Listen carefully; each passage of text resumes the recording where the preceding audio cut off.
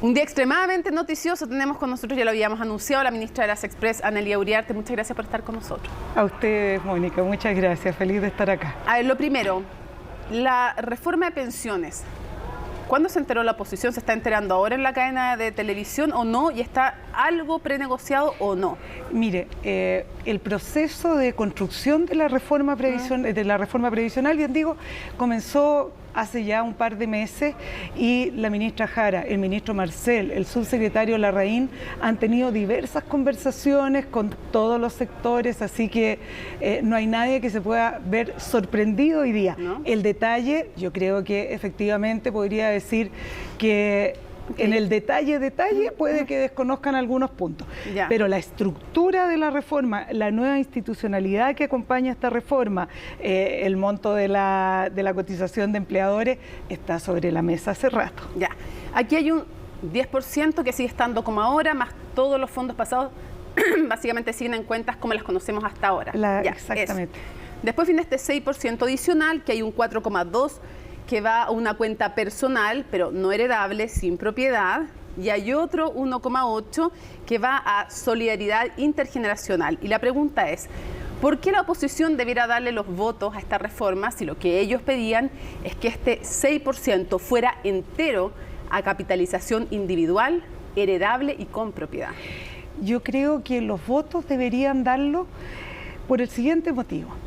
Porque hay un punto en que coincidimos la oposición, nosotros, probablemente las personas que están acá en el estudio, probablemente usted, Mónica, y es que todos queremos mejores pensiones para las personas. Y el 6% en este fondo, llamémoslo de seguridad social, donde hay una parte de ese fondo, el 70%, que entra a una cuenta personal de el cotizante, que en este caso va a recibir esa cotización de parte del empleador.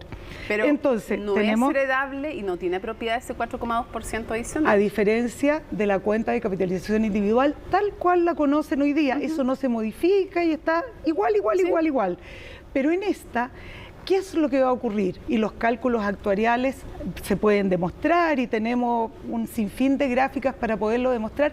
Van a subir la pensión de las pensiones, va a subir las pensiones de las personas y las va a subir de manera inmediata en el siguiente sentido. Se aprueba la reforma previsional, viene la gradualidad de implementación, digamos, y las personas que ya están jubiladas van a poder ver incrementada su pensión. Las que se jubilen van a tener un incremento muy importante. En la cadena el presidente acaba de dar unos ejemplos que yo creo que si a alguien le dice, mire, la persona hoy día está recibiendo 260.000 pesos y puede llegar a recibir cerca de 400 y se le demuestra con cálculos actuariales a la oposición, a la no oposición, sino que a las personas, por ejemplo, del Partido de la Gente, a personas del centro político, que efectivamente hay un cambio sustantivo para las personas sin afectar su propio interés, su cotización individual, se respeta la propiedad. Sí, entonces, ministra, ¿por qué razón negarlo? Porque si se aumentara, se dejara exclusivamente ese 6% para la persona, no rendiría tanto como rinde en este fondo de solidaridad. Y eso es importante señalarlo. Una pregunta. Dígame. ¿Por qué la gente debería apoyar esta reforma? Sí, usted dice porque le subirían las pensiones, pero la gente quiere que junto con que le suban las pensiones, una de las cosas que más se demostró en medio de todo el debate constituyente, que querían propiedad sobre sus fondos de pensiones, y en este 6%, en el 4,2% que se queda en cuentas individuales, porque el 1,8% va a solidaridad intergeneracional, en ese 4,2% no tienen ni heredabilidad ni propiedad sobre ese dinero. Entonces la gente podría decir, yo quería que fuera todo heredable y todo de mi propiedad, y esto no va a ser así. Claro, en la propuesta que ustedes hacen. En la propuesta que nosotros hacemos, la heredabilidad, como bien usted lo dice, está en la otra cuenta. En el 10%. Entonces, en el 10%, ya, pero la no cuenta, en el 6%. No en el 6%. Pero ahí viene el punto. Si ese 6% fuera incorporado a la cuenta de capitalización individual, rendiría menos que en el 70% que va a estar adentro de este fondo de solidaridad. Porque va a pagar menos menos, y mucho menos, ¿cómo se llama? Comisiones, exactamente, se me ha ido la palabra. ¿Pero solo por eso? Sí, solo por eso. ¿Por qué no proponen que vaya lo otro y que se pague menos comisiones también? Porque esa parte ya está demostrado que no se ha podido hacer desde el año 81 en adelante. Nos prometieron casi un 100% de tasa de reemplazo, que no ha ocurrido, y nos prometieron que las comisiones iban a ser más bajas.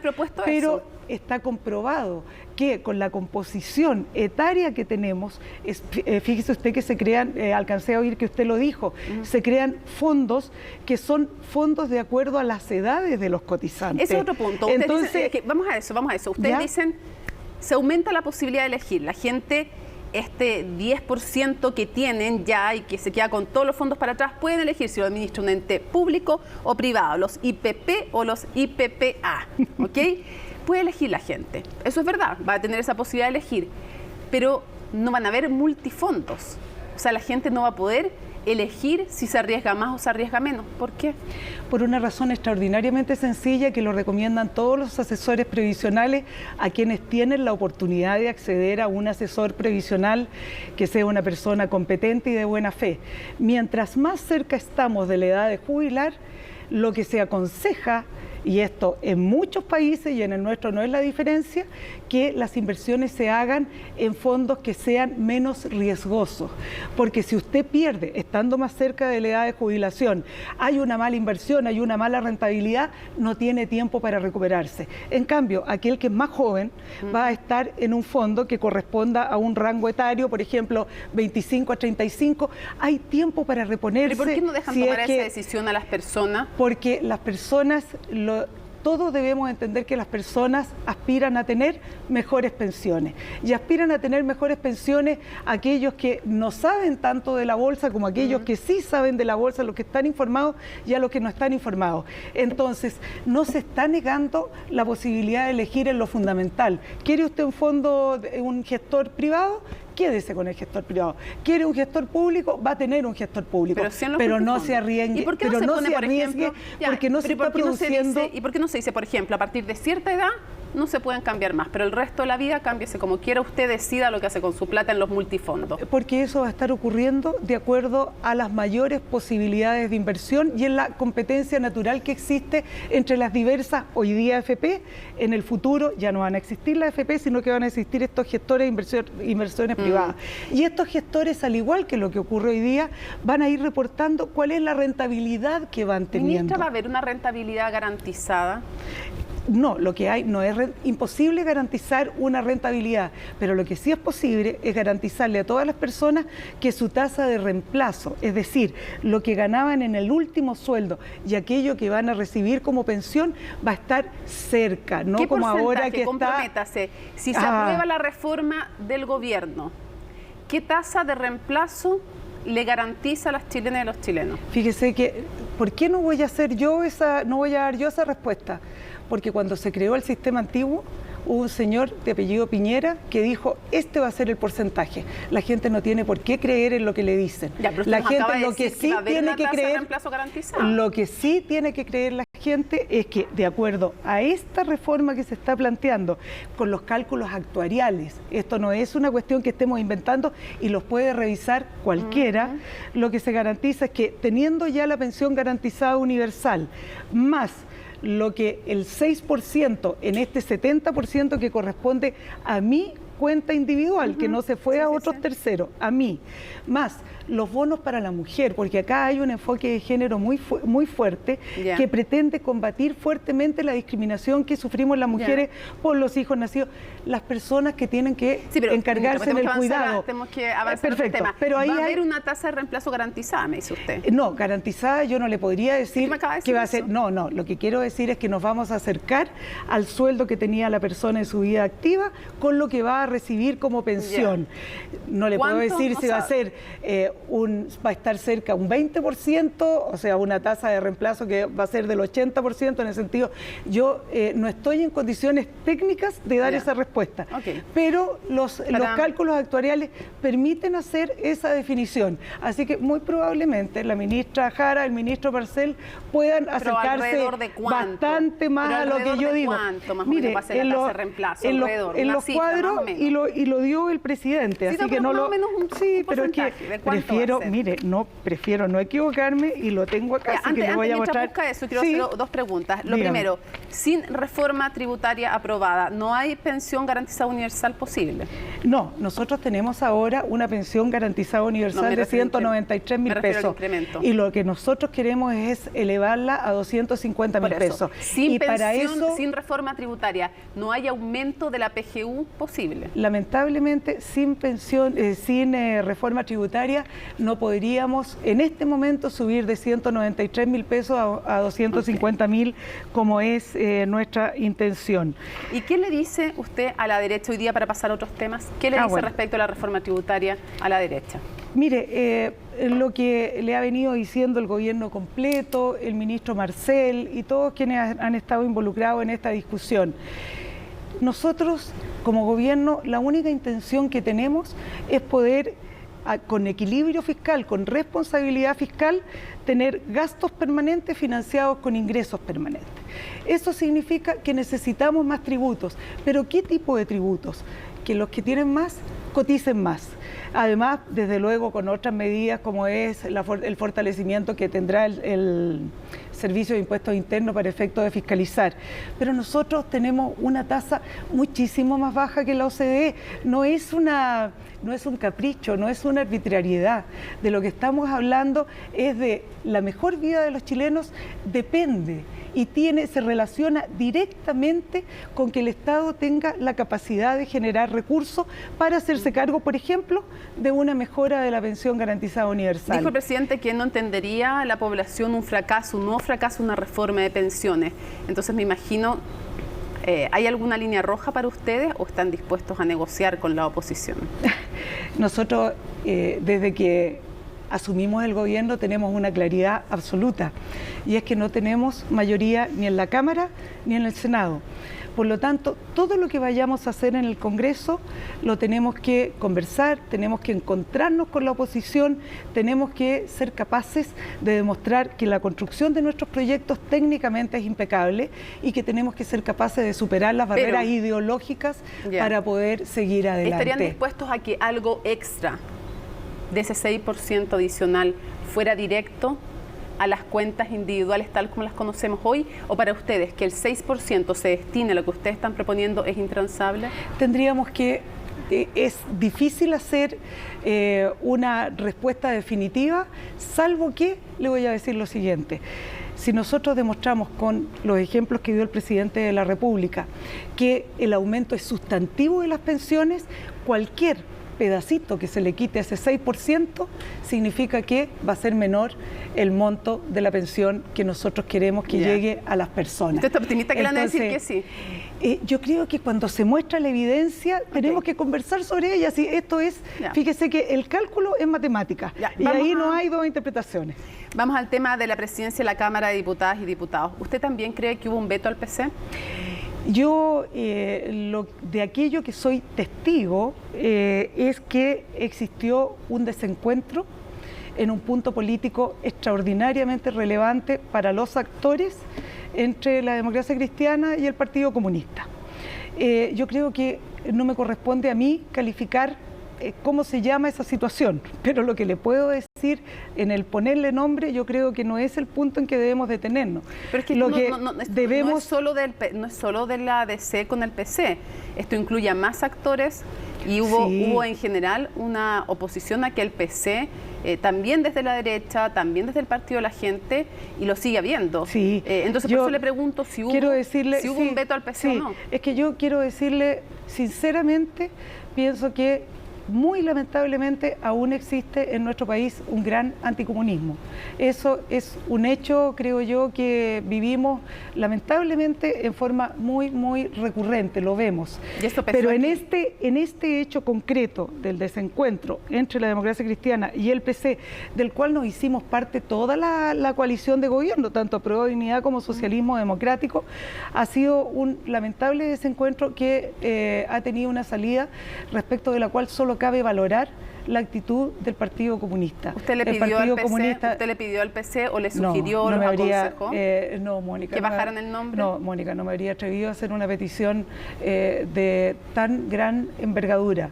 Y por eso que el gesto del Partido Comunista es aún más valioso, porque el Partido Comunista ha sido capaz de hacer un real sacrificio en una expectativa legítima en pos de un bien mayor, cuál es el que exista la posibilidad de que las dos coaliciones de gobierno, más la democracia cristiana, más aquellos actores que quieran acompañarnos, parlamentarios de la Cámara de Diputados en concreto, podamos tener la presidencia de la Cámara de Diputados. Y entiendo que eso ya está avanzado en negociación. O sea, lo que ocurre es que nosotros teníamos un acuerdo. Con el gesto que ha tenido hoy día el Partido Comunista, que quiero insistir y quiero ser incluso majadera en ello, las coaliciones, es decir, Apruebo Dignidad y Socialismo Democrático, entendemos que ha sido un sacrificio mayor que ha hecho el Partido Comunista y valoramos enormemente ese gesto. Y eso ha dicho el propio Partido Comunista en su declaración, que esperan ahora que se pueda llevar adelante todo aquello que permita que ese pacto, ese acuerdo viva. Pero usted estuvo reunida con las coaliciones y con la DC, entonces lo que yo le estoy preguntando directamente es, ¿hay ya un preacuerdo para la presidencia? Es que quiero decirle ¿Fue suficiente para la ADC con este Es que le soy extraordinariamente sincera. Esta declaración del Partido Comunista de que ya no iba a ser Carol Cariola la candidata a presidenta, etcétera, eso ocurrió ahora a las 5 de la tarde. En el momento en que se realizó la reunión de las bancadas, ese hecho no estaba sobre la mesa. Por lo tanto, ahora hay que iniciar una nueva conversación en este nuevo escenario. ¿Le complica al gobierno que la derecha llegara a presidir la Cámara de Diputadas o Diputados? No creo que se llame complicación, sino que creemos que pasa otro fenómeno. Nosotros somos gobierno, el Senado pasa el próximo año a ser presidido por el senador Coloma, que es un político responsable, tenemos una expectativa buena respecto de lo que vaya a ser su gestión, pero desde luego que en la Cámara de Diputados la incertidumbre respecto de quién podría dirigir la Cámara de Diputados que no fuera de las dos coaliciones, para nosotros genera una inquietud. Una inquietud porque tenemos la reforma tributaria, tenemos ahora que viene entrando la reforma de pensiones, tenemos una agenda que se alinea en seguridad, una línea de protección a las personas que tiene que ver con FOGAP, etcétera, es decir, un sinnúmero. O sea, le facilitaría que fuera para alguien nosotros de las resulta coaliciones. Más expedito el que hay un entendimiento natural de complicidad respecto de lo que significa hacer avanzar una agenda. Entonces van a intentar que sea alguien de alguna de las coaliciones de gobierno. Es decir, es lo que a nosotros. ¿Y usted se jugó su capital político? Dijo que usted se iba a jugar todo su capital político. ¿No alcanzó con su capital político? ¿Es una derrota del gobierno también esto? Mire, lo expliqué ahora en la tarde. Sí, hoy día en la tarde lo expliqué. Me voy a jugar el capital político, que yo no sé cuánto será tampoco, o sea, en verdad eso también es un poquitito, yo no puse el capital político, me lo preguntaron y contesté, porque me parece bien soberbio decir mi capital político, no sé cuánto tengo tampoco, pero todo lo que tengo lo estoy poniendo sobre la mesa en mi trabajo ahora, trabajo de verdad con mucho empeño, con mucha entrega, con mucho compromiso, por lo tanto, si nos va bien, yo estaré feliz porque se habrá cumplido el cometido, y si no nos va bien, creo que quisiera quedarme con la sensación de, como dicen en el fútbol, haber dado todo en la cancha. Un par de cosas antes que se nos acabe el tiempo. Usted ha dicho que sigue vigente este momento constituyente a raíz de las declaraciones de la presidenta del Frente Regionalista Verde Social, y que siguen trabajando los actores y que se necesita esa intención política, y en ese sentido no comparte las palabras de la presidenta de esta colectividad, de sus coaliciones. La pregunta es si esto sigue siendo prioridad para las personas, porque según las encuestas, más allá que estén de acuerdo con una nueva constitución, parecen ser otras las prioridades. Entonces la pregunta es, ¿sigue siendo prioridad para las personas? ¿Y qué pasaría si, como ella sugería, se le pusiera una pausa?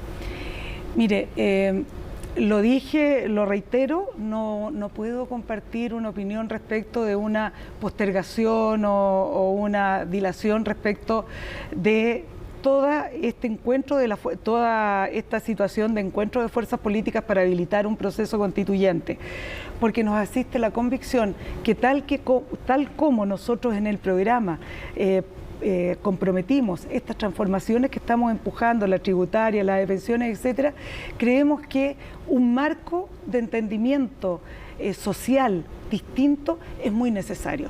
El Estado subsidiario para nosotros ha sido un tema, me refiero al progresismo. En consecuencia, tener la oportunidad, si es que así se dieran las elecciones con los convencionales, para poder establecer ese tema y poder hacer los acuerdos necesarios, sería muy positivo. Pero para las personas sigue siendo prioridad, porque pareciera ser otra las prioridades para las personas. Tal vez en las personas habrá pasado el momento constituyente. Es que quiero decirle una cosa, que la urgencia de las personas nosotros las estamos manifestando en los presupuestos, que lo dividimos en tres ejes: seguridad por la delincuencia, seguridad por la inversión, creación de trabajo y seguridad social para asegurar la vida de las personas. Estamos haciendo la reforma previsional, es decir, la urgencia, todas las leyes de seguridad que estamos y vamos a traer al Congreso. ¿Se mantiene en las personas el momento constituyente? Entiendo perfectamente la pregunta que me hace, pero me parece que lo realmente relevante es que nosotros como gobierno seamos capaces de responder a la urgencia de las personas y también a lo estructural. Y una constitución para Chile que dé certeza respecto de cuál es el pacto en que nos vamos a entender, yo creo que es muy relevante. No tengo una encuesta de las personas, pero lo que sí tengo es la convicción de que seguimos necesitando un marco común en el cual entendernos y que sea y que tenga una generación que permita hablar de una legitimidad. Ministra, para ir cerrando un par de cosas, ¿dónde ubica usted en el arco político al nuevo Partido Demócrata? Bueno, es una pregunta que yo creo que me voy a poder responder cuando sepa cuál va a ser esa configuración, pero desde ya le digo que adentro de ese Partido Demócrata hay muchas personas que yo conozco y que le tengo mucho afecto, tal como está ocurriendo con el Partido Amarillos. Entonces, pero más allá de los afectos, ¿dónde los ubica? ¿Para ustedes son de centro, centro-izquierda, de derecha? ¿De qué son? Yo creo que ellos están apostando a un centro político. No sé cómo ese centro político podrá diferenciarse de los amarillos, que también están intentando tener un lugar en el centro político. Y yo creo que el centro político es bueno para Chile. Así que, en verdad, miro con atención el proceso de constitución de estas nuevas fuerzas. Quisiera cerrar preguntándole por unas declaraciones del alcalde Jadwe. No sé si les ha hecho... ¿Qué dijo ahora? Bueno, usted de alguna manera me da la razón con la frase que acaba de pronunciar, porque parece que no les ha hecho muy fácil la vida si usted me dice qué dijo ahora. Y se lo dijo hace algunos, no lo dijo hoy día, no se preocupe, no fue hace 5 minutos, o tal vez hace 5 minutos dijo algo y yo no lo sé, pero no le quiero preguntar por eso, sino por lo siguiente. Él ha dicho básicamente que está preocupado y que se sentía incómodo. Usted ve cuando dijo que se sentía incómodo a ratos, y básicamente dijo que ustedes, los que habían entrado desde el socialismo democrático al gobierno, le estaban poniendo freno de mano al presidente, estaban poniendo en riesgo el proyecto político de Apruebo Dignidad. Dijo, y molestian a Apruebo Dignidad porque finalmente la concertación llega e impone sus términos. Dio varios ejemplos, también la puso usted dentro de los ejemplos, y cuando usted hablaba de qué cosas se postergaba, qué cosas no, y dicen que le ponen freno de mano al presidente y ponen en riesgo el proyecto político de Apruebo Dignidad. Yo fíjese que... creo que hemos sido muy insistentes con la ministra Toá, que somos las dos que venimos llegando a integrarnos al comité político, en que nosotros venimos a apoyar fiel y lealmente al presidente de la República y naturalmente su línea política. Lo hemos dicho en mi partido, el Partido Socialista, la presidenta del partido ha dicho: nosotros apoyamos sin vacilaciones al gobierno. En consecuencia, considero que las declaraciones del alcalde Jadue son injustas, que desconocen el verdadero trabajo que se está haciendo y, es más, desconocen incluso lo que está haciendo el sentir mayoritario de un gobierno que se hace cargo de todo lo que ha venido viviendo en los 7 meses y medio que lleva.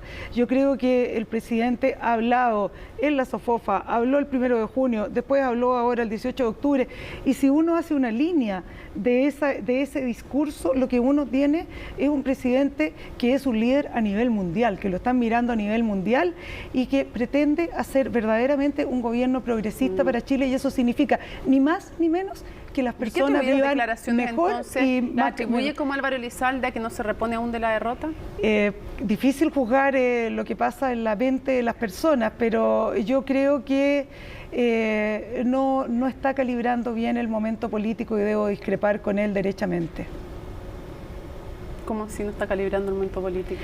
Nosotros estamos viviendo un momento político que es un momento que yo diría para algunos, para muchos más bien, de los que apoyan a este gobierno progresista, es un momento épico, en el sentido de que estamos llevando adelante un gobierno transformador, con un presidente joven, que es carismático, que es líder a nivel mundial, que tiene mucho en su mano para poder conseguir muchos logros, pero naturalmente sus declaraciones no contribuyen a ese fin. Cierro con una sola cosa antes que me reten, porque se nos pasó el tiempo, solo una cosa, y es la siguiente: se juega la derecha su credibilidad respecto de su adhesión al Estado social de derecho en que apruebe las reformas del gobierno, o ellos tienen justo derecho a decir apoyamos el Estado social de derecho pero no nos gustan las reformas del gobierno? Yo creo que es una declaración muy fuerte la que podría hacerse a partir de esa premisa, ¿no? Yo espero que ellos primero en la nueva Constitución apoyen el Estado social democrático de derecho, y espero también que, si ese es el espíritu que han tenido para aceptar aquello, en esto que viene a ser una nueva forma de estado de bienestar, pero a la chilena, que está hecha conforme a los cánones también de la OCDE, es decir, no es un invento exagerado, extremo, por el contrario, es realmente un proyecto que responde. Yo creo que ellos, si tienen la disposición a atender a los cálculos actuariales, a los fundamentos que están detrás, deberían acompañarnos en la reforma, y nosotros estaríamos realmente, y el pueblo chileno, muy agradecidos. Ministra, muchísimas gracias por acompañarnos. Vamos a tener en el futuro posibilidades de conversar, porque todos los temas pasan por este ministerio. Sí. Muchas gracias. Muchas gracias a usted, Mónica.